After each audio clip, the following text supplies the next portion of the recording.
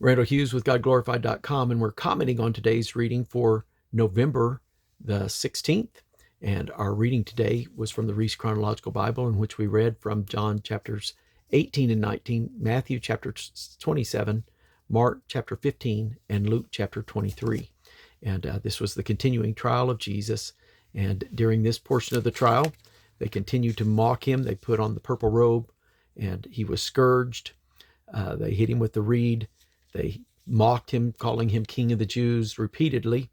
And it was in this portion in John 18:38 that Pilate asked the question, what is truth?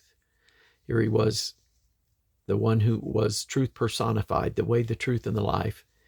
And he failed to recognize his identity.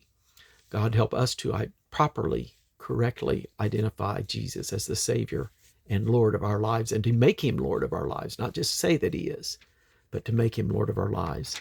And the connection with Herod, Pilate and Herod became friends. Up to that day, they'd been enemies, and they were able to reconcile because of the trial.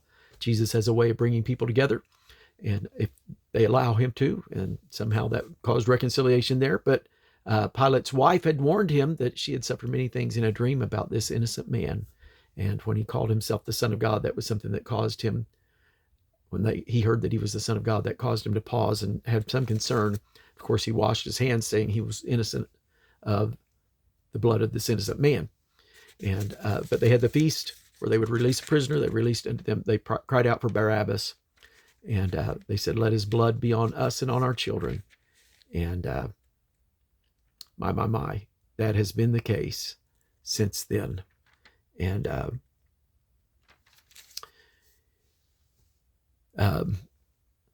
when they called him repeatedly the king, the king of the Jews, there's different times they would refuse that statement, but in John 19:15 particularly, they said, "We have no king but Caesar." On any other day, they would have been putting down Caesar, bad-mouthing Caesar, but on this day, they chose Caesar over Jesus. God, help us to make the right choice. Help us to see the truth. Help us to understand who you are and correctly follow you rather than reject and forsake. And so I want to make him Lord of my life, and I pray that you will do the same. God bless you.